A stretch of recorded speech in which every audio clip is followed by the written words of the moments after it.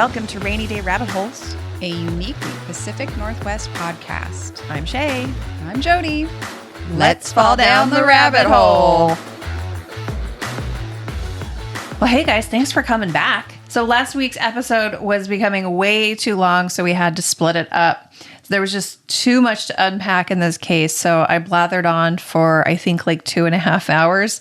Anyway, we just wanted to remind you that although, yes, I am a true crime nerd. And even at one point, I even hosted a true crime trivia at a local brewery. So yeah, I do know my true.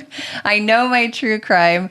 And the local brewery is gone now. R.I.P. Counterbalance Brewing.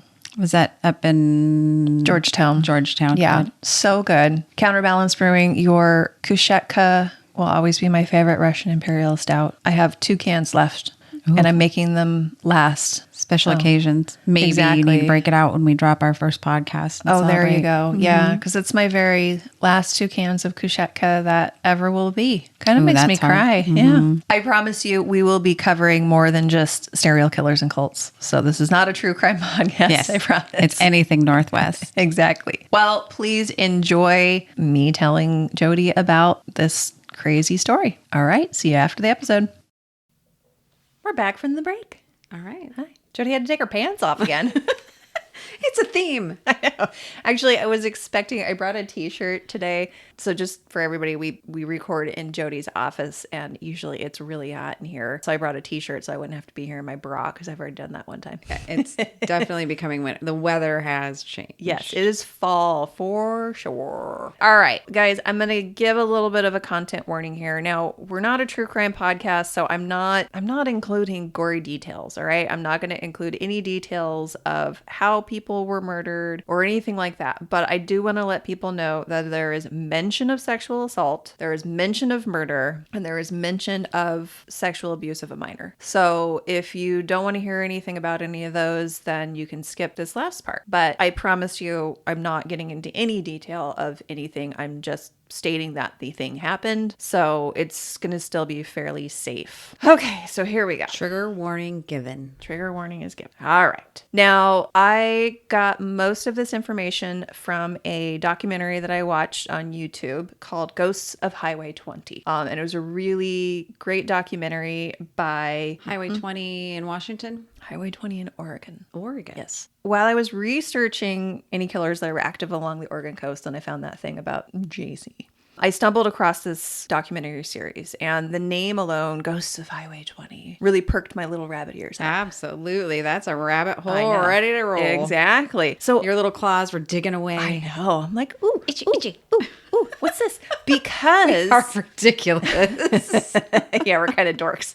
I'm very familiar with Highway 20. So Highway 20 connects Newport, Oregon out on the Oregon coast. I don't need to say Oregon so many times. So it connects Newport all the way out to Bend, which is in Central Oregon. So it goes over these mountains and over the Santiam Pass. Now I know where you're at. Yes. So I've personally traveled this highway many times, especially between Bend and Sisters. Sisters is one of the cute little mountain towns up there. And it has a really lively art scene and it has a really great brewery. Three Creeks Brewing. And they even have a summer rodeo series that comes there. And it's a really cute little town. It's a really popular destination in the summertime for those who might be camping at nearby Camp Sherman, which is a resort along the Metolius River. Did you say resort? There's a resort and there's camping, and the Metolius River is really, really pretty. And it's just a great place, or people might be going up there to hike in the mountains. And so they stop there. That sounds fabulous. I can't decide if I prefer a resort or camping. Like, I don't want to be in between. I want to be pampered or living on the dirt. I haven't been there personally, so it might be more of a large campground. But I don't know. I think that there's more facilities out there. Yeah. And in the winter time, the town is often a place for skiers to stop to grab provisions or a bite to eat or some gas before they head up the mountain to Hoodoo. So Hoodoo is the big ski resort up there. Mm-hmm. My mom and I, when she lived out in Terrebonne, we would go up to Sisters a lot to go. We like to go to their little art walk that they would have. I've seen Sisters. I've seen things about Sisters multiple times. I have an acquaintance from high school whose mom, I believe, lived there, and he would go visit. And It seemed so intriguing to me. I wonder, maybe we got a rabbit hole of Sisters. It's a Oregon. really cute little town. I've always thought, I want to go there. Or just the name alone. Yeah, it's really, really cute. I don't know why I got so high there. It's really cute. It's so special. And, little sidebar, there is a spa there that does a treatment where they fill a bathtub with beer and sprinkle hops in it. And you can sit in that. And I've always wanted to do it. But then I'm like, I feel like I'm wasting beer. Right? I'm like, I just paid $75 to sit in beer. Does it come with a straw? Would it be gross? Can it do couples bath? Because I'm sure your husband would love to get in that bathtub with you. But he would think it was a waste of beer too. Well, you guys could just get straws. I was about to say, does it come with a straw? Is it gross to drink your own bathwater if your bathwater was made of beer? I don't care what it's made of. It's gross. It is gross. Yeah, your butthole goes in there. Yeah. Skin. Shea, I'm a nurse. Your skin is pretty gross as well. Naturally, it's supposed to be, but you don't eat it. You don't want it on the inside of you. I kind of eat it a little bit. I chew my nails. I chew my hangnails. Oh, no. So I definitely eat my own skin. I am a self-cannibal. Oh, I'm sick.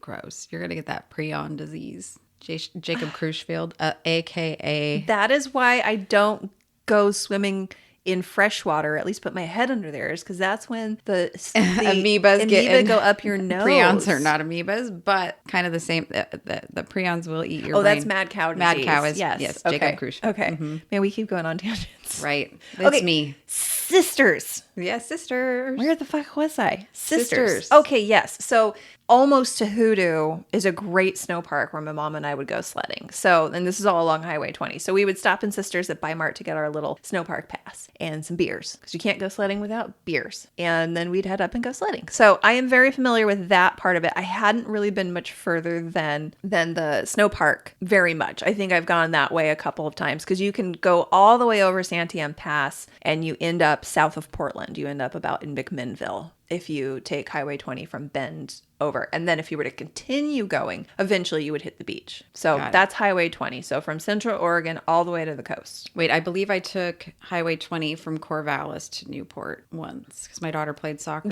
at Oregon State. Yeah, because Corvallis is more like along the I-5 corridor. Yes. And then a little off. Yeah. Yeah. And then you Oh, yes. You take Highway 20 off of there, then you get to Corvallis. Yes. Gotcha. Yeah. Mm-hmm. Yeah. Just a couple months ago, I was visiting a friend in Bend, and my husband wanted me to stop in McMinnville to look at some patio furniture. So instead of heading back up Highway 97 like I normally would go, I went over Highway 20. So I actually traveled this whole thing to McMinnville. I didn't go all the way to Newport, but just a couple of months ago. And so I can attest to this is a lonely, desolate piece of highway. Yeah. It winds through the forest. Okay. Yeah, I mean, it is farmland to forest to the coast.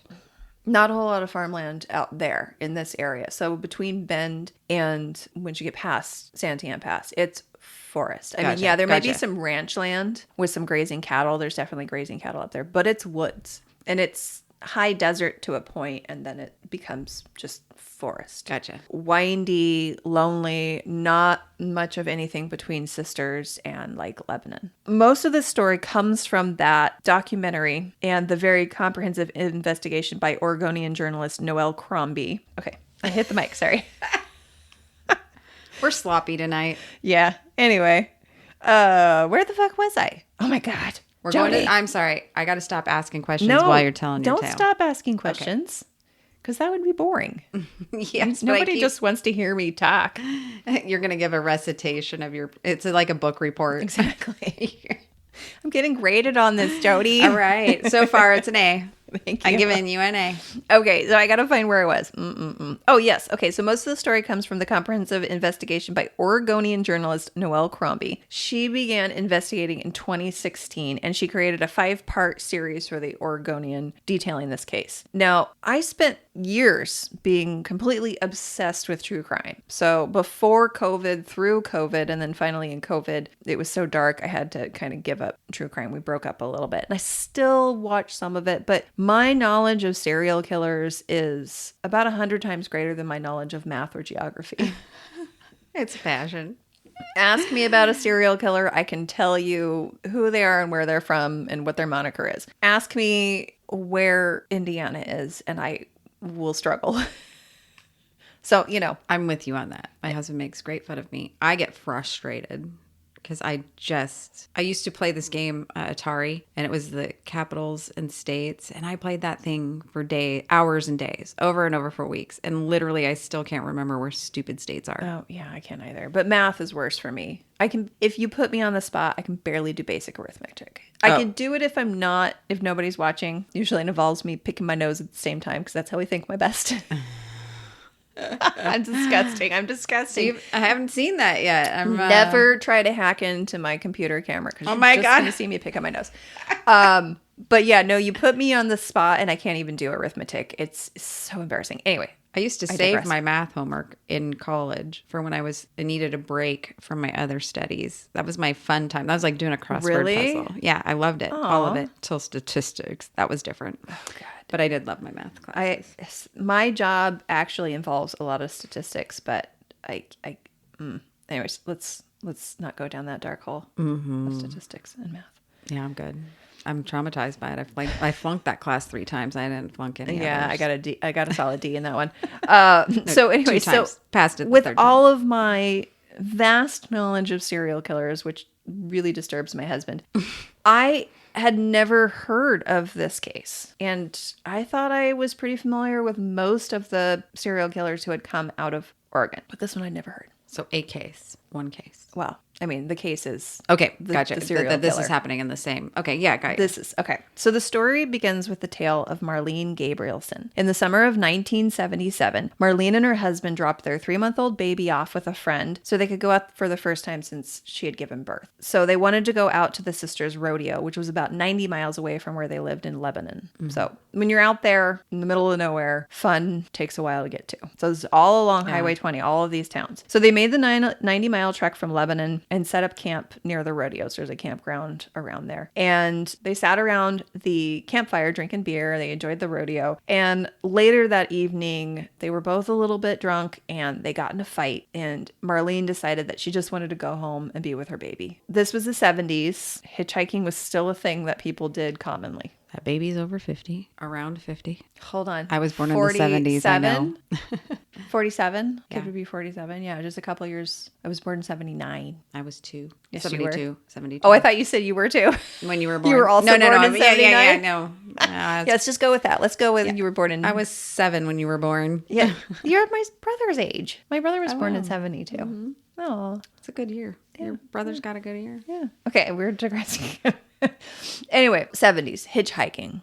It was a thing. People hadn't figured out that it was a bad idea yet, apparently. She was asking around this campground if anybody was headed back towards Lebanon and could give her a ride. This stranger said that his buddy, John Arthur Ackroyd, could give her a ride. Again, 70s, hitchhiking. She didn't think anything of it. She got in the truck with the 2 guys. John dropped his friend off somewhere on the way. They weren't clear about it. But as the friend left the truck, Marlene noticed that there were no door handles on the inside of the truck. The friend had to reach through the open window to open up the door. And she also noticed at the same time that there was a .22 rifle in the cab and there was a hunting knife sticking out of the lid of an old coffee can. So she noted those things were weird, but she was still drunk. So she ended up just drifting off to sleep. You know, like you do on a long ride. It's late. It's after midnight when she found this ride. So she dozed off. And then later on, she came to because she could feel John's hands around her calves and he was dragging her out of the truck. And she hit her head on the door frame and then she could feel a knife against her throat. That's where I'm going to stop there. He sexually assaulted her at knife point. She knew that she had to just go along with it to survive. So she didn't put up a fight because they're out in the middle of nowhere. Yeah, she's not screaming for help because there's no point. There's no point. She's not fighting because she doesn't want to die. She wants to go home to her baby. After it happened, he said, "I'm not sure what to do with you," which just gave me chills. Yeah. So that's a moment where whatever she does, whatever action she takes, whatever word she says, she lives or dies by. Exactly. And she probably knows that in that moment. Yes, absolutely. Ugh. She convinced him to take her home because she's in the middle of nowhere. He took her home to her house? Well, that was my thought too. I was like, no, don't have him drop you off at your house. He's agreed that he would take her home. So they get back in the truck and they head back towards Lebanon. Well, between Sisters and Lebanon is Sweet Home. Yep. And that's where John lived with his mother. And he actually stopped at his house so he could go inside and go to the bathroom and get a drink. And Marlene sat and waited in the truck. So the reason she didn't... Undetained, unrestrained. Right, unrestrained. The reason she didn't run away is because she was like, I need to report this to the police and I need some sort of evidence. She's like, she couldn't see the house number. She didn't really know where she was. She wanted to get all the way to where she was going because it's the 70s. There's no cell phones. There's, you're stuck and you're at the mercy of strangers. She sat and waited for him and he came back out and he kept driving to Lebanon. And when she actually had him drop her off at her mother-in-law's house, not her house. And when he dropped her off, he's said something along the lines of like, will you be my girlfriend? I want to see you again. And she knew she just had to play along. And she said, sure. And to get evidence about him, she said, please give me your phone number. So she got his phone number. Wow. And then she hauled ass out of the truck. So she did a good job convincing him not only was it safe to keep her alive, but they could actually continue to have some sort of relationship. Right. Stunning. Exactly. And for those that don't, I mean, you can't see on a podcast, but my jaw is on the floor and I'm in shock over this story. I'm really impressed by her presence of mind with this terrifying her survival situation. skills are... Her mental survival skills are incredible. So Marlene runs up to her mother-in-law's door and pounds on the door. Remember, this is like wee hours in the morning. Mother-in-law comes to the door and she sees Marlene's pants had been torn off of her. Her underclothes had been cut off of her. So she was wearing a nasty old pair of pants that John had had in the truck. She's bruised. She's scratched. There's dirty. There's leaves in her hair. Yeah. Obviously something has happened. She told her mother-in-law what happened. And her mother-in-law was like, oh, you need to go get in the bath. You need to wash him off of you. And she said, no. She's like, I can't wash him off of me. I have to go call the police. Yeah. So she called the police. They did a rape kit on her. And in the 70s. Yeah. And so she reported this attack. And even though the rape kit showed signs of sexual assault and she was bruised and scratched and she gave him her clothing she had gathered up the clothing he had ripped and cut off of her. Wow. And she gave that to them. The police were skeptical. Even then. They even asked her to do a polygraph. Whoa. And they said that it showed signs of deception. Yeah, of course it did. They went to John and they asked him about it. And not only did the person who went and talked to him say, oh, it's not a big deal. The charges are going to be dropped anyway. They did a polygraph on him and they said that no deception was determined. So he would face no charges. Of course. Now she's feeling guilt and shame. Mm-hmm. He is not. Mm-hmm. Exactly. Polygraph. That's what's showing up. Okay. Another digression here, guys. Polygraphs are trash. They only show levels of stress. So being under a polygraph is stressful. Being questioned is stressful. It does not tell anybody if you were telling the truth or not. They are not admissible in court. If somebody asks you to take a polygraph, you always say no. I've taken one. Have you really? As a victim. Came out inconclusive, even though I told the truth. And this person snuck into my bedroom in the middle of the night and was rubbing my leg when I awoke. Oh my God. Yeah. And that's another rabbit hole because the police officer didn't like me. His daughter was in the same class as I and hid the file because he didn't want anything done with it. He retired. This is really another rabbit hole. And whoever replaced him found it in his desk and called me and said, we need to deal with this. And then the person, I knew who he was. Briefly, I'd met him that evening before. He came with a friend to a party, and that's the only time I'd met him. And he'd just gotten out of jail for rape. And my ex-boyfriend is who he came with, and we hated each other at this point. So he dropped him off at my house, showed him where my bedroom was, and how to get in my window. What the fuck? Yeah. And so after it was unburied from the police officer's desk drawer, that police officer sent someone to my home. I identified him. They sent me for a polygraph, which it came back inconclusive. But, I mean, the guy went to jail. Oh, well, that's good. Mm-hmm. Jeez. There was other investigative tools that they used, Okay, but that's just for me my experience of a polygraph, and I completely don't trust them. Yeah, no, never I ever. was nervous. Sure. I was feeling. I had snuck out of my home that night, and I was in high school. Oh, so there were. I lied to my parents. So you had deception. It had been over a year about later. something. Oh, geez, sorry. My again. ex-boy. I mean, there was just Yeah. all these things, emotions involved. Yeah. Well, now I wasn't lying at any point. Yeah. Not at any point was I lying, but it couldn't be determined on this polygraph because there was so much emotion. polygraphs are junk science. Junk science. It's junk science. Never ever take one. And remember this, guys. If the police ever ask you to come down to the station for a chat, No, lawyer. Up. you say, sure, I'm going to go ahead and give my lawyer a call, and he'll call and make an appointment for us both to be there. That's how you handle that one. And if they say, if you did nothing wrong, why do you need a lawyer? And you're like, I did nothing wrong, which is why I need a lawyer. Yeah, exactly. And Actually, you don't say anything because you don't have to justify having a lawyer. It is your right to have a lawyer. And you just say, I'll see you with my lawyer. Bye, guys. You don't have to actually, unless they arrest you, you do not have to go anywhere with the police. Okay, that is my public absolutely. service announcement. And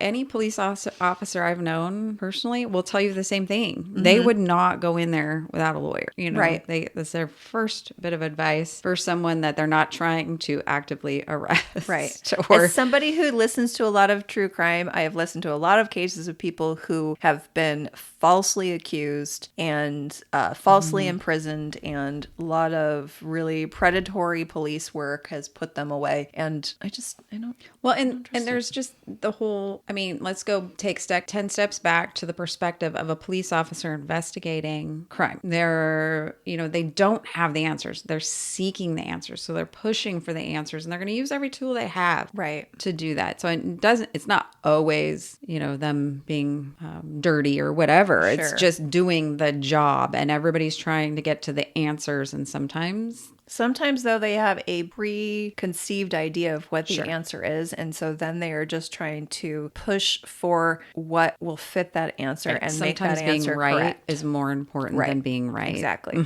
Exactly. Anyway, okay. Again, we digress. I don't even remember where I was. Oh, yes. Marlene took this polygraph. They said that she was being deceptive. John took the polygraph. Cool as a cucumber. Now, did I mention Marlene's Native American?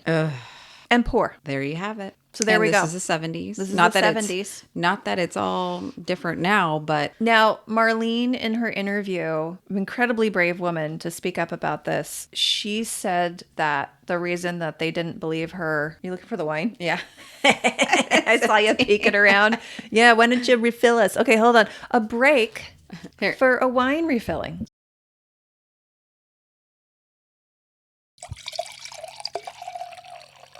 Well, thank you. You're welcome. That's either her refilling my wine or her peeing into a glass. You'll never know. Oh my god. We keep urinals in here. Okay, you just Cheers. Really went crazy on that fill of yours, didn't you? Oh, that's a home pour. Uh-huh. Here, give me some of that. I was just emptying the bottle. All right, here we go.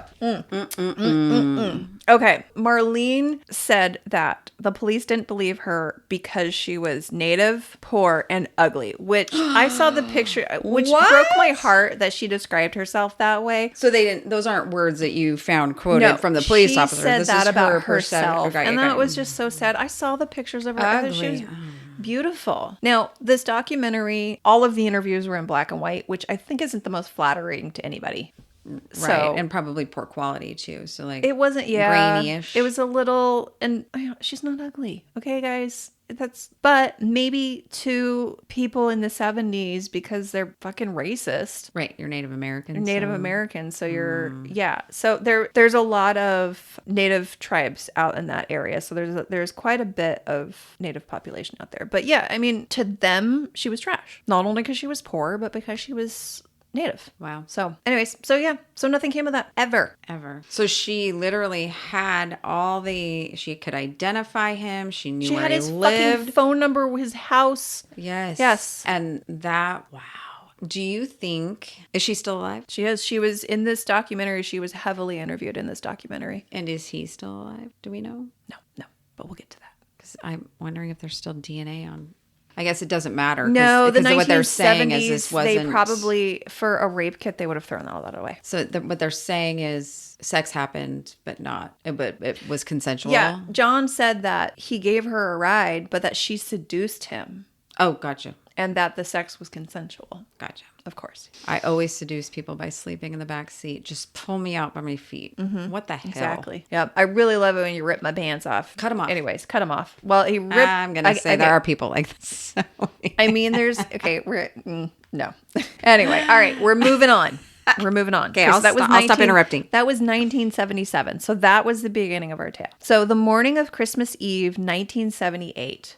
a spunky marathon running blonde named Kay Turner laced up her Nikes, which that's another Pacific Northwest thing. Yeah, Nikes. I was just going to say, Oregonian. Uh-huh. Anyway, so she laced up her Nikes and headed out. Oh, wait, actually, hold on. On the subject of Nikes and Central Oregon. So where my mom lived in Terrebonne, you had to travel down this road called Lower Bridge Road. And there was a lot of big, like there was farms there, like cattle farms and stuff. And there was this big, beautiful house out there with this huge riding arena. And a couple of times a year, they would have a yard sale there, and you would go, and it would be full of Nike gear, brand new Nike gear, and especially Nike gear that was branded with Oregon Ducks. Well, it turns out that was Phil Knight's sister. Ah. And her daughter went to, the Ducks is what? University of Oregon. University of Oregon, yeah. Her daughter went there, and so she had everything was Nike and branded. So my mom got a Patagonia puffer jacket that was brand new for $20, and I got all these Nike running shorts that were brand new. But they all had Oregon Ducks on them? Not all of them. Oh, thank God. Sorry, I'm a Northwest Washingtonian, and my daughter went to Oregon State, so I'm not really a Duck fan. Oh, I'm not a sports ball. So I really don't give a fuck. Sorry, everyone who's like real up in arms about sports teams. I'm a much sportier person for sure. Yes, I do appreciate sports. Yeah, you're the sporty spice of this relationship. I am Ginger. Yes, that's true. Continue. Sorry, digressing. I'm sorry. Do you see the blank look behind my eyes with this subject? And I'm terribly passionate. And I'm just about to pass out. I was an athlete from the time I was born. I am not athletic. Okay, let's move along. Okay, so 1978. Kay Turner laces up her Nikes and she heads out for a run in the frosty air. So this is Christmas Eve 1978. There's snow on the ground. It's cold, but she is in her cute little yellow running shorts anyway. So in 78 they were really they were very short. Yes, but she was a marathon runner. She was in great shape. Her and her husband were vacationing with friends in Camp Sherman, aforementioned Camp Sherman, and she left about 8:15 a.m. and she said that her run would take her about an hour. So several hours later, she still hadn't showed up. Her husband decided to drive through the camp and look for her. So when he did not find her, that's when he called the police. So a massive search ensued because where would she have gone? She was running. No trace was found of her. However, this is why I don't run though. I only don't run is because my inner thighs rub together. Oh my goodness. Lights my pantyhose on fire. She's smoking. John Aykroyd's name actually did come up early on because a state highway worker told the police that he saw John, who was also a state highway worker. He saw him driving along shortly after he saw Kay Turner running on the road. So this is the same guy. The same guy. Oh. Mm-hmm. John Arthur Aykroyd. When questioned, though, he said he had gotten off work early at 6:30 a.m., and he was driving through the camp, and there was some cockamamie story about how he had a friend who was down on his luck and needed food, so he was going to go poach deer for him. So he's going to do a different illegal activity. Right. But he's not guilty of this one because he was busy doing that other one. But he said that he's like, oh yeah, I passed a runner. But never said that he actually had interaction with her. That gives him an excuse for being in the area. Right. So, but the detectives were like, okay, whatever. They were focusing on Kay's husband as a suspect. Right. Because they found out that Kay had been having an affair with not one, but two men. And her calendar showed that she had seen both of those men in the last couple of weeks. So she was spunky. She was an active lady, not just a runner. Yeah. Mm-hmm, mm-hmm. She's active in many ways. So, of course, they focus on the husband. I mean, normally they do, right? And so if most common... Well, they say that. We could get into this actual statistics of that later, and it's actually not. But oh, really? Ooh, yeah, another rabbit hole. Yeah, but it's a common it's a common concept. Gotcha. That way. The day after Christmas, people who were searching, and there were some people who were really knowledgeable about tracking. They found these sets of footprints on one of the trails, and it was frozen into the ground, into the mud. The footprints. Yes. Mm-hmm. So one of the sets was a waffle-soled runner like Kay's Nikes, and the other set was a boot print that belonged to a heavy man. And the tracks showed a scuffle and then the lighter person being dragged off the trail by the heavy person. That's what I was wondering. Okay. But the police, again, were like, meh, I don't know. Doesn't really seem like much. Nothing happened. It's fascinating to me, both of these cases. Like, this is pretty blatant evidence. Well, I would imagine that the perception is like, oh, well, she's a cheating lady, so must have been her husband, and so they're not focusing on anything else because they're like, oh, this will be easy. It, or right? She was that type of person. She must have been asking for it because not only was she a woman who enjoyed sex, she also was a woman who enjoyed running in the outdoors, and God forbid she got to combine them. Oh my God! And those yellow shorts. I mean, obviously she was asking for it. Anyway, this is where we're very similar. I know. So 8 months later, John walks into the store in Camp Sherman, and the shopkeeper recognized him because some months before she had caught him jerking off in the aisles to a nudie magazine. In the aisles? You can't even take that magazine to the bathroom? Come on, man. And she had ran into the back to get her husband, but when she came out, he was gone. So she recognized him as the pervert who was fondling himself in the store. Anyway, so he told her that he had found specifically Kay Turner's remains while he was out hunting with his dog. Wait, who did? John. He accidentally just finds this woman that he drove by? Specifically said her remains. Now, this is 8 months later. Oh, got it. Okay. And this is what he said. He said, I'm in real trouble. I was the last one to see her alive. Oh, wait. You forgot that you didn't see her alive. You found her remains. She wasn't alive. Yeah. Gosh. Oh, so he led the investigators into the woods about a half a mile from where she had been running the previous winter. Oh, my God. So he leads them to where the remains are. And investigators thought this was really odd because here's what the remains were. There was a couple of little bones. There was a jawbone and scraps of her yellow shorts. So how did he know that was Kay Turner's remains? How did he even know it was human remains? Most people would have been like, it's just some trash and maybe some animal bones. Right. But he specifically said that those were Kay's remains. Now, here's something that they talked about that sent a chill up my spine. So when the investigators were out there searching for any more remains, one of the investigators leaned against a tree and looked up. And right above where they had found her skull, which was not even where John had found the remains. Taken away by an animal, I'm sure, a scavenger. Looks up and there's a bird's nest, and it's mostly made of blonde hair. Oh, got me like shivers. I did. I actually did. Yeah. I got little goosebumps. It was Kay's hair. Gosh. Right above. Yeah. I'm sure that bird was very comfortable, though. Right? That I was thinking. And you know what? If that happened to me, I'd be glad that a bird took my hair. Yeah. Oof. Oh, my gosh. So now they have hair, though. Yeah. Right. So they know it's Kay. So all they had of her was a skull, a jawbone, and maybe some other little bones. Scavengers have obviously taken her remains, and then some of her clothes, like her bra, her shorts. I think they found her running shoes, but it was scattered. It wasn't where he had found those remains. He took them to like the shorts and a couple bones that were later identified as animal bones, but there was a jawbone. How did he know it was Kay Turner's remains? Yeah. Okay. Because he knew. Did become their prime suspect, but they had no physical evidence against him. And his story kept changing. His new story was that he had actually found her body 2 months after she went missing. He had found her on top of the snow, and he described knife and bullet wounds on her body. And he said that the reason he didn't tell the police was because he's like, oh, well, they would suspect that it was me who was the killer.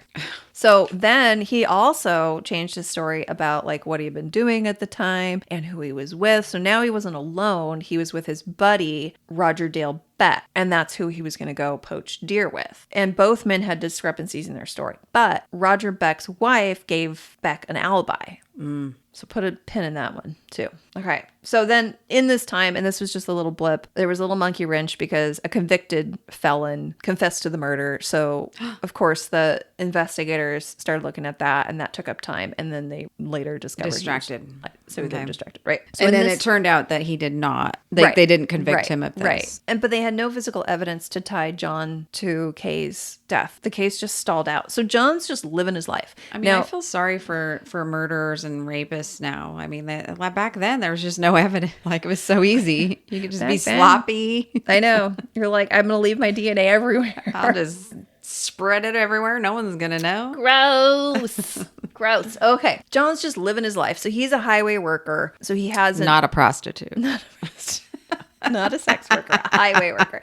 So he has an Oregon Department of Transportation truck. So he parks his personal vehicle and he drives around this truck, and he's just driving up and down Highway 20 all day long by himself. Like, no oversight. So he's always alone. He ended up marrying a local woman named Linda, and he moved in with her and her 2 children, and she lived in Santiam Junction. Now, Santiam Junction is not a town. It is literally like the highway worker like shop. That's where all of the snow plows are kept. That's where all the equipment is kept. But there is like the pictures showed it as mobile homes underneath like a carport, like a huge almost like a railroad shanty. Yeah. Okay. Yeah. So she lived there. She had 2 children, Rashonda, who was 13, and Byron, who was 14. And they lost their mom at 13 and 14? No. Oh, this is the mom. Yeah. Linda's the mom. So John marries Linda, who has these 2 children.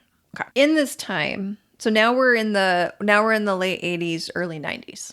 So nothing's happened that they spoke of. Now, the documentary did say that there were several unidentified or like mysterious deaths in this area throughout that time. There would be remains found, or there was one incident where there were these girls that were camping, and I guess somebody ran over them with their truck and then attacked them with an axe, but he ran off, and that never got solved. So there was a lot of unsolved cases. There were more remains found along Highway 20, but they were never linked to anybody. They were never solved. Of women. Were they identified? Some of them were, yes. Okay. But they never... So in this documentary, they actually did talk to the mother of one of the women who had been found. And it did not sound like there was ever anything that had been done to tie that case to John. But people who were investigating for this documentary did believe that perhaps that case was part of John. So that's a pretty big chunk of time to not murder if you're a murderer, right? 12 years. Yes. One of the investigators that had been active in his case told this story about there was a fatal collision on Highway 20 in that area where a semi-truck collided with a Honda. Now, unfortunately, the woman that had been driving the Honda died, and the semi-truck had jackknifed across the freeway in such a way that the regular tow trucks couldn't get it out. So they needed to contact the highway department to get specialized equipment to take it out. Wow. And they also needed help getting this poor woman's body out of the Honda. So this investigator, he specifically asked for John to come in to help with this because he wanted to see how John because he had interacted with this dead body. He had a moment. So he had John actually get her out of the car. And after he had gotten the woman out of the car, John commented about how light her body was. Because he had something to compare it to. And he said... She weighs exactly the same as Rashonda. Shut up. What? Rashonda Pickle was John's 13-year-old stepdaughter who had just disappeared. Disappeared? Mm-hmm. Let's take a little quick break here, though. I need one. Oof, oof, oof. Whew. Welcome back, Shea. Okay, we're back. I got my relaxing pants on now. Oh, all right. At least you're wearing pants. Keep your pants on, Jody. I try. Okay. All right. Where were we? Okay. Rashonda Pickle, John's 13-year-old stepdaughter, had just disappeared. It was 1990. So Rashonda's story is really sad. Wow, so, he's been at this for a long time. Mm-hmm. Or this has been happening for some time. Because we're talking the 70s up to the 90s. Right. My whole childhood right here. Exactly. He's been spent doing this. So speaking of my whole childhood, I saw pictures of Rashonda when she was 13 years old. And I had a pang of empathy with her because we both had terrible bangs. So she was only 2 years older than me, and we had the same terrible bangs, where you would curl one curl up and another curl down. Oh, yeah. And then you would tease it and spray it. But then she also did a thing where she made it like asymmetrical. It was like really high here. And then you would wear like a ponytail, like a side ponytail. Oh, got you. Sure. Sometimes a high side ponytail. Yeah. I really rocked the high side ponytail with the bangs that were like a creature attached to your forehead. You know what I'm talking about? No, I was queen. I'll show you pictures. Yeah, we need to share unfortunate pictures. Yeah, no, I don't have those. Oh, sorry. So one time I burnt my forehead like you do when you're curling your bangs under. Oh my God, I forgot. And so then many times. It got abscessed. Yes. And so I was just like trying to put the bangs over it. Yeah. And I actually had to go and have like something done to the. Did you ever get one of those velvet covered curling irons? They weren't supposed to burn you or whatever. No, they still burn you. That would have cost money. Yeah. And then the little fur would rub off anyway. It was stupid. No, I never had one of those. No, I just had a regular like hot tools curling iron and a can of Aqua. Burning my forehead over and over again. Yeah. Yep. So the other thing they mentioned about her was that she loved the band Wilson Phillips. Oh, which me too. Took me back to my Sony Walkman. Yes. And my cassette tape of Wilson Phillips. Sing a song. I can't remember any of them. I know. I loved them, and I'm trying to come up with one. Hold on. Yes. One more day. That one. Oh my God. I pulled that out of my ass. You did. And so I have this memory because I would put my headphones on the bus. And I am a unabashed, talk to myself in public, sing to myself in public person. And I do remember getting off the bus one time and somebody was like, can you stop singing out loud on the bus? Because it's really annoying. Oh my God, that's rude. Did people go, oh, you know who sings that song? Wilson Phillips? Leave it to them. That's what my brother would do to me all the time. Keith does it to me all the time.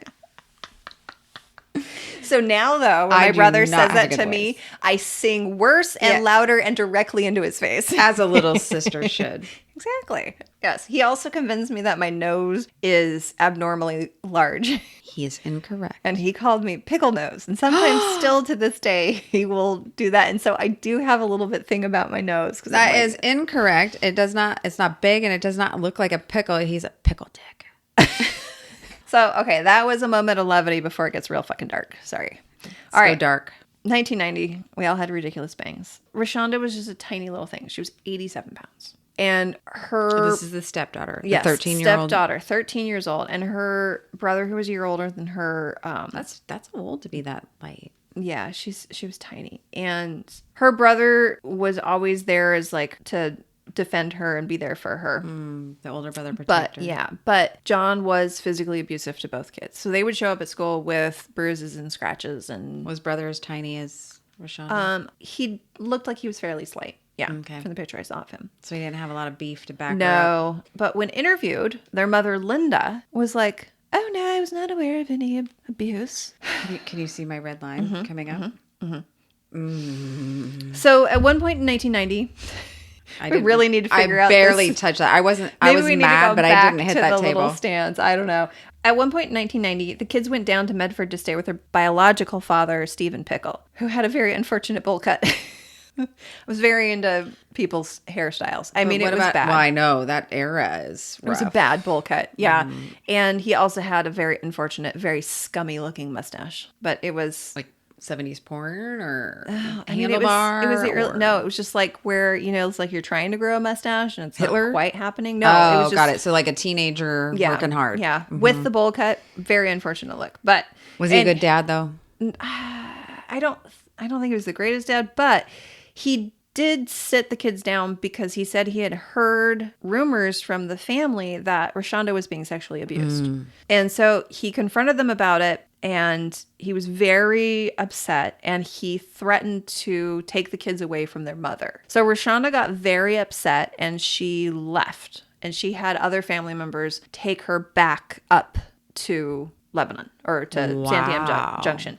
So Byron stayed behind. So she goes without her brother, her protector. Exactly. That's when things started to get really ugly with John. So friends were saying, she had two friends at school that were sisters, that they had also suffered sexual abuse.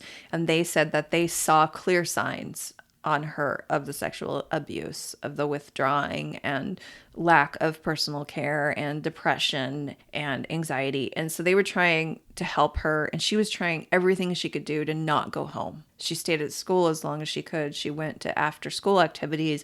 She tried to stay at her friend's house as much as possible. In fact, there was one time where they actually snuck her out of the house and snuck her into their house and tried not to let any adults know. Wow. And tried to keep her hidden to keep her away from John. But nothing worked. Linda would still just bring her back home. And then Linda found out that John had been talking about maybe trying to take the kids away. And she told John. And Rashonda disappeared the next day. I have so many emotions right now.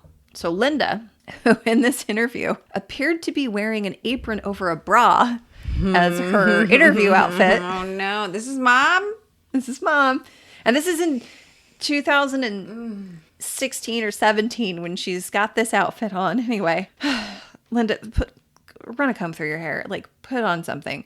So anyway. Do you think she was mentally ill? Do you think she was maybe mentally challenged? Denial. Just denial. Denial of life. I mean, she's wearing a bra and an apron. She doesn't do her hair. She doesn't care about her kids. She said that the day after Rashonda went missing, John comes home from work and he's super horny and he wants to have sex. Oh my God. So she has sex with him. Oh. And she said that he normally had no interest in sex at all until until Rashonda went missing. Oh. And then a couple days later, Rashonda's pants were found in the woods. And they showed them to John. Investigators showed these pants to John, and they said that he got an erection and a wet spot showed up on the front of his pants. Gross. Like just looking at Yeah, just like looking at her pants. Like he remembered what he did to her, and it got him off. Gross. And Rashonda has never been found. Her mother still denies knowing about the abuse. Is she alive still? Yes. They interviewed her for this documentary. She claims that she couldn't believe that John would ever do something so terrible to her. She said she just can't believe it. She's in total fucking denial. Still, to this day. Garbage. And yet others can't have children, but this woman. Yeah, this woman did. Yeah. Her brother still breaks down. Oh. Like Rashonda's brother? Yeah, Rashonda's brother. He just her protector, wants to who know wasn't there. What happened to her. Anyway, all right. Whew. Although investigators suspected John of being responsible for Rashonda's... I'm sorry, I keep saying Rashonda. It's Rachonda. They called her Chandy. It's Rachonda. Chandy, that's cute. They were never able to actually pin it on him. Instead, they returned to the Kay Turner case because they were hoping that they could find a break in it. He found her, quote unquote, yes. Found her body. They were hoping to find a break in it, more evidence to tie him to that and get him off the street. So they suspected that he was just an opportunistic killer, that he was just a fucking lucky motherfucker that had gone away with it for so long. And because of the lack of DNA at that time, I mean, DNA didn't come in until the mid-90s. Like there was just no way to tie him to this. And he was always alone. And it's a rural area and nobody sees anybody. Anything. Anyway, so in 1992, Sheila Swanson and Melissa Sanders, two teenagers from Sweet Home, which is where John lived, were really excited to go camping with their family at Beverly Beach, which is just north of Newport, where Highway 20 connects to Highway 101. So they had been talking about it with friends in the local Sherry's restaurant where they often hung out. So that was kind of like their hangout. I mean, it's really sad when the only place to hang out is the Sherry's. That's that town. Correct. I mean, good pies, but not a lot else. Anyway, you know who else liked to hang out at Sherry's? Good old John. Oh, God. And he befriended, I'm doing air quotes, you can't see. He befriended the 17-year-old and 19-year-old. And he heard them talking about this upcoming camping trip. And he was like, hey, you know what? I've got a house out at the beach, and I was actually planning on having a party Saturday night. You guys should come. And they're like, oh, and every 17-year-old's dream. This big an adult fat who can buy them alcohol. Yeah. And they can party. And they can handle themselves. So right. And stories about these girls is they were a little bit wild. They called them kind of transient almost. They did have family, but I think that they were a little bit wild girls. They were the Gen Xers who were allowed to roam free everywhere, make their own decisions. Right, exactly. But had no guidance. Yeah, exactly. So I'm raising my hand because I was one. I don't know. I wasn't allowed to roam free, but yeah, I did not roam not free. much guidance. It was figure it out. Figure it out on your own. I was clamped down. But anyway, they ended up not going to his quote unquote party, the party that didn't exist, because they ended up going camping a day later than they had said. So anyway, so they go out with their family to this campground, and after a day of camping, they were super bored. And so they were like, we want to go home. So they called their boyfriends from a payphone, and the boyfriends were like, yeah, we're not coming out to get you. So the girls were like, fine, we'll hitchhike. It's the 90s, girls. You should know better by now. By the 90s, we know better. Nothing was heard. So they leave their parents. Without a ride. They don't even tell them that they're leaving. There you go. So the parents wake up in the morning and the girls aren't there. But this apparently was typical behavior because they were like, oh, they must have just gotten a ride home. They finish their camping trip. They go home. The girls aren't there. And they're like, well, they must be off with friends or something. So it ends up being several days before they're realized missing. Yeah. So before they're reported missing. And that was, so they were reported missing. So around the time that the girls went missing, a couple of coworkers of John's were at the shop, the highway shop in actually the Sweet Home shop, late one night. And it was kind of unusual for them to be there late. It was some unusual circumstance that they were there late. And they saw that John's personal truck was there, which meant that he was out in the work truck. And was kind of late for him for his shift at that time. So they're there and he comes in, not expecting them to be there. And he's covered in blood. Like his hands and arms are covered in blood. And they're like, John, what's up? He fought a bear. Well, he's like, I hit a deer and I had to gut it out on the side of the freeway. And they're like, well, what'd you do with the carcass? And he was like, oh, I just threw it gut it out. Yeah. Well, he told a couple different stories. He was like, I threw it in the bushes. Or another one was, he's like, I gave the carcass to another motorist. Like, weird. Okay, whatever. How's the car? I thought about that too, but I didn't hear anything about it. So that leaves some significant. If you're going to damage you hit a deer and it fucks your car up. Yeah, mom. On the way back from Sister's art walk one night with my mom. My mom was driving and it was dark and a deer ran out and she hit it and it makes an impact. We barely made it home. It fucked her radiator up. She had to have her radiator replaced, her whole front end replaced. Like a motor vehicle to motor vehicle accident. That's happened to my parents too. And they were disabled overnight for that. And the highway of, I don't know if they were in Idaho or Montana at the moment, but they were on their way to Montana. And it disables your vehicle. Yeah. And it was in the big, giant steel vehicles. Even. It was, wow. Yeah. Anyway, they didn't really think much of it. They mentioned it to their foreman, but then everybody kind of forgot about it. Until a couple weeks later, they heard on the radio that the bodies of Sheila and Melissa had been found dumped off the highway on Highway 20. And a used rivet was found near the bodies and some beads from one of remember those beaded seat covers? Like the wooden beads? Yeah. The massagers. They were to massage. Exactly. And they also kept your ass cool. So those were commonplace in the highway workers' trucks. And also the rivet was similar to one that they all carried because they were used for a lot of quick fix things. So it was, pretty suggestive that a highway worker. Now, did their injuries look like someone who had harmed them? The perpetrator would be covered in blood? I don't know. I avoided looking into what people's injuries were. Sure. I didn't want to get Well, I mean, it is gory enough. Yeah. Nothing ever came out of that. But all this time, investigators had been working on the Kay Turner investigation from 1978. And so they actually ended up arresting John a couple of weeks later for her murder. And so he was convicted of her murder, even though there was little physical evidence. So it was a lot of circumstantial evidence. And one of the things that helped the case was, you remember he said he had been with his buddy Roger Beck and the wife had given them an alibi that day? Mm-hmm. Well, the wife had divorced Roger Beck and moved out to California. And now that she was away from him, she was willing to talk. She said, I lied my ass off. Change of heart. She says he was incredibly abusive. Roger Beck? Yes. Mm-hmm. He and John threatened to kill me if I did not give them an alibi and if I talked to the police. She said Roger and John came home covered in blood the day that Kay Turner went missing to the point where she burned Roger's clothing for him. And then later on, he would actually brag. Roger Beck, the friend, would brag about sexually assaulting and murdering Kay. So they did this as a team. Mm-hmm.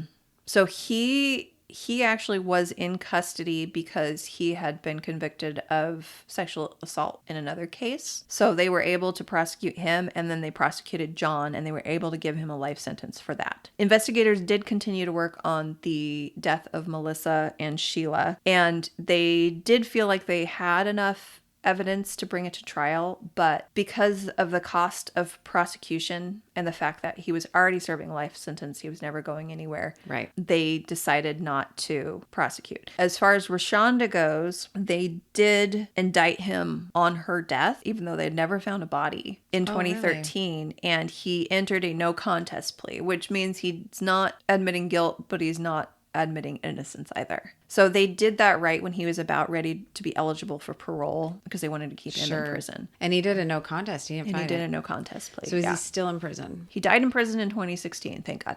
Mm-hmm. Now, unfortunately, he never admitted to any of these murders. He would never say where he disposed of Rashonda. Chandy? Yeah, Chandy. So her brother never got that closure. That's what I was wondering about these family members. Yeah. Like, how have they continued through life? I've never experienced something like this, obviously. I don't have any family members who have been murdered, let alone by maybe a serial killer. My children have all, knock on wood, are alive.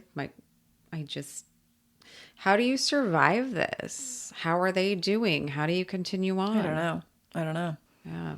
I don't know, but it was really, because really these hard. aren't your typical. These aren't Gary. Well, I guess Gary Ridgway did leave behind some families too. But you're not. They a lot of times serial killers will try to find somebody who doesn't have family or anyone that will look for them, and they feel that they're disposable. People who are vulnerable, people who are marginalized, right? Because they feel that they're disposable and no one will come after them. Right, it's fine. Right. And these people weren't. No, at all. And the thing that just really struck me though is the mother.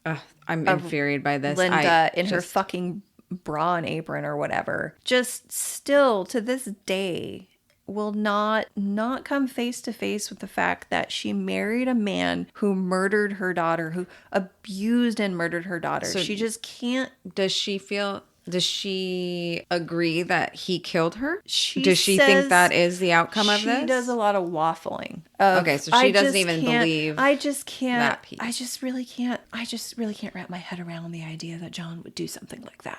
What she can't wrap her head around is that she would marry a man that would do something like that. Well, and she had to have... This is on her and her decisions, and her job was to protect her children. The rumors of sexual abuse got to the biological father in Medford through other family members. Right, not even the victim. So it wasn't a fucking secret. Right. So she had to have known, and she just looked it over. She had sex with the fucking man the day after her daughter went missing. I'm sorry. Now, she may have also been abused by him. I don't know. They did not mention that. And so maybe you just give in because you are afraid of this person. I'm not going to take that away from her if that is the case. But then at least say now. Be now.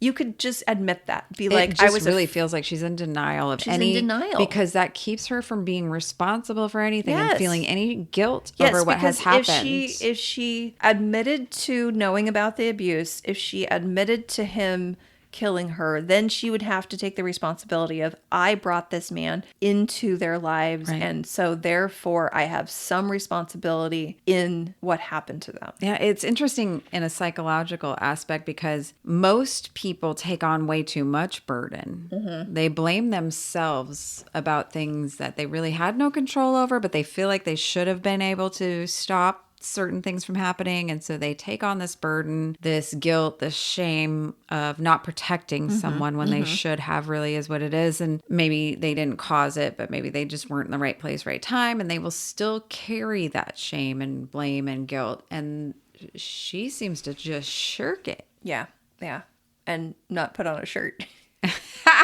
Put on a fucking shirt, Linda. Take off the goddamn apron. Anyway, I'm sorry. I'm focusing on the wrong thing. Yeah, but I mean, it is a sign of what's happening and what's going on behind her mind. If you are in a documentary that will be broadcasted nationally, maybe even worldwide, I guess, if they wanted to really see. I mean, I can't imagine too much interest in that from maybe other countries, but whatever. It's probably something you could get anywhere, right? This documentary, and yeah, it's on she YouTube. knows this. You're right, it's YouTube. You can see it anywhere if you want, or and on the Oregonian. You can just get it, online, and her own community is going to see it. And yet here I am in an apron and a bra. I mean, that just tells you how she perceives life. Her own reputation, or what how people see her is not quite what we would all think or do. Yeah. So I watched a lot of documentaries for true crime stuff, and I'm always fascinated about what people put on for their documentary interviews. Yeah. The makeup they put on, how they do their hair. I know how they do their hair, the clothes they wear, and or what's in the background. Right, exactly. There was, in one of these interviews with one family member of somebody, and I felt really bad about being distracted by this because the man was having a very emotional moment and was crying, but there was a roll of toilet paper sitting on the table next to him. And I was like, what is that doing there?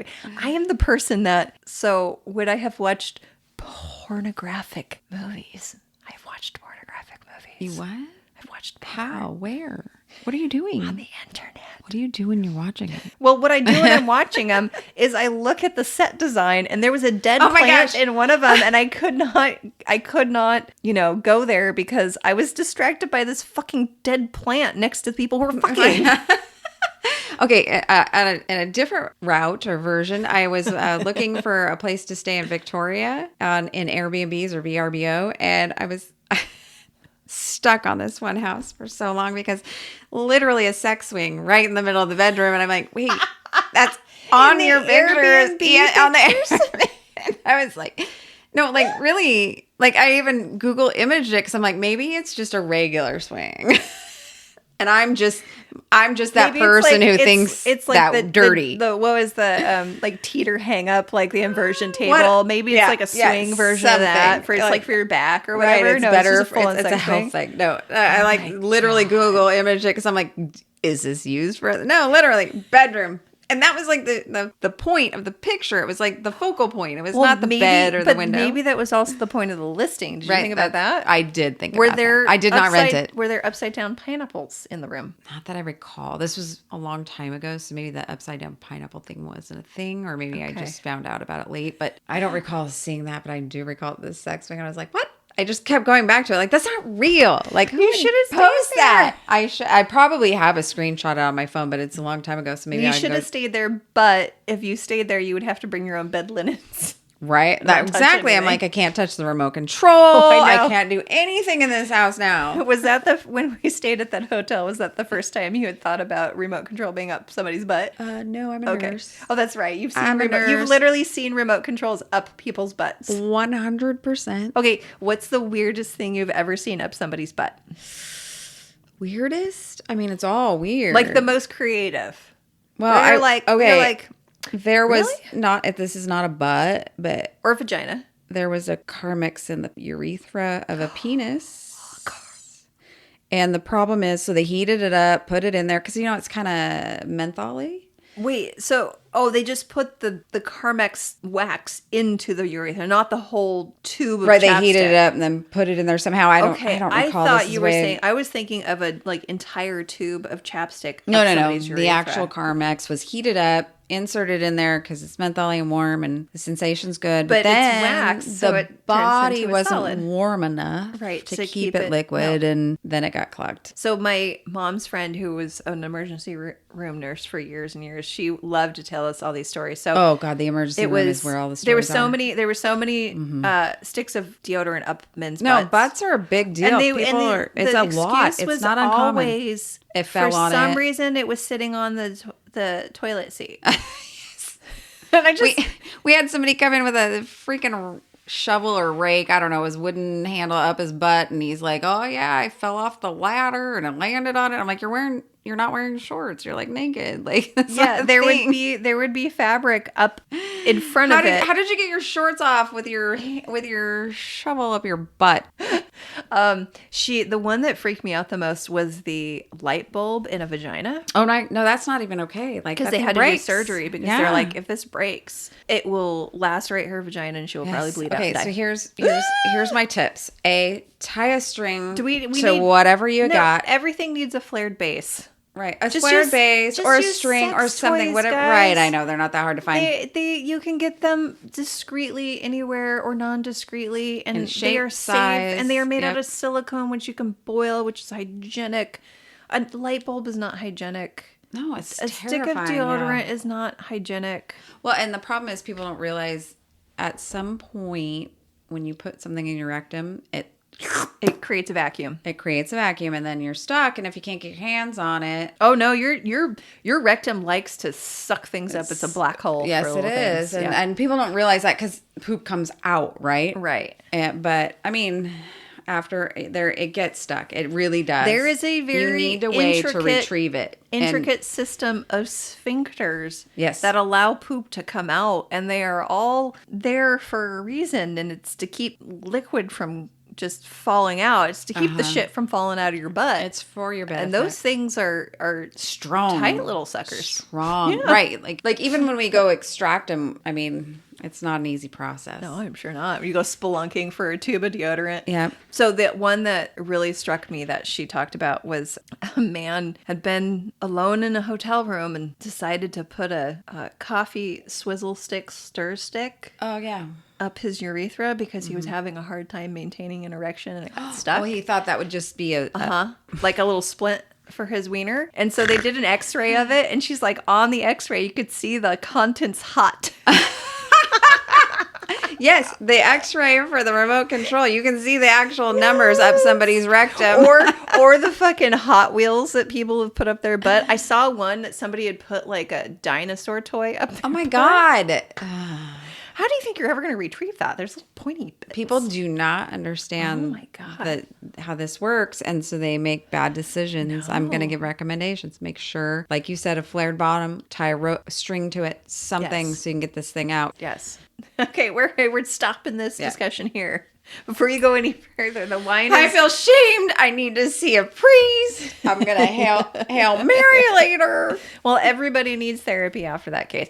Now, I hope I did an okay job of not getting too graphic or... You did a fantastic Because- job. I'm intrigued. I think we just spent 3 hours and it felt like 10 minutes. I know. It's not, Was it? not 3 hours. No, I'm it was kidding. Hour 2 and a half. hours. Yeah, 2 hours. I don't know, whatever. But we got through our bottle of wine almost. I think we should end it. Yes. Here. Well, that was fun, guys. We will see you next time. And please remember to, I don't know, what do we want people to do? We want them to... Want to follow us on Spotify or anywhere you get your podcast at Rainy Exactly. Day Rabbit Holes. And then you can see pictures on Rainy Day Rabbit Holes Pod on Instagram. And new this Oh my week. God. I What know. did you do? I made a YouTube channel for us. Yep. So we are not actually doing videos yet because we are still learning how to actually do the podcasting thing. That's too much But pressure. you could, if you just like to do stuff on YouTube, like my husband, he listens to his music on YouTube. I don't get it. I was like, I have a Spotify account. You can just log into my Spotify account. But no, he wants to put it on YouTube. So he lives through the YouTube commercials and everything. I was going to say, wait. Whatever. All right. So if you're like my husband and you just want to listen to us on YouTube, there's a YouTube podcast channel, and we will just put the pictures from this episode. So I'll give you pictures of whatever. And it'll just kind of run in a slideshow, and then you can listen to our podcast with that going on. So you can put it on in the background or whatever. And then eventually we will do some shorts on YouTube, and eventually we'll also figure out how to work TikTok. Our shorts will be definitely on our missions. On my our road shorts, trips. my shorts will be knee length. I only wear knee length shorts. Mine will be booty. Not really. I'm a grandma. There will be no booty shorts. I don't know. She's a pretty hot grandma. I don't know. You think that because I don't show you my booty. I saw your booty. I hide that with crap. I hide it. That's all right. I dress appropriately. I guess I did not actually see you naked on the trip. Right. Are you a never nude? I just let people see what they like. I'm just kidding. I don't know. I can't show you my booty. No, actually, I probably could. I go braless and Look, lady, we will see each other. Well, you already saw me naked. I will see you naked someday. That sounds like a threat. I think maybe you just weren't looking. Actually, Probably. I don't know. Maybe I was just I drunk wasn't the whole being shy. time. Actually, Maybe I just Well, don't at remember least what's day happening. 2. I know. Oh my God. at least day 2. And the end. We were of the trip. wasted, both of us, on day 2. Yes. Okay. All right. Well, we should probably end this. All right. Well, see you next time and see you down the rabbit hole.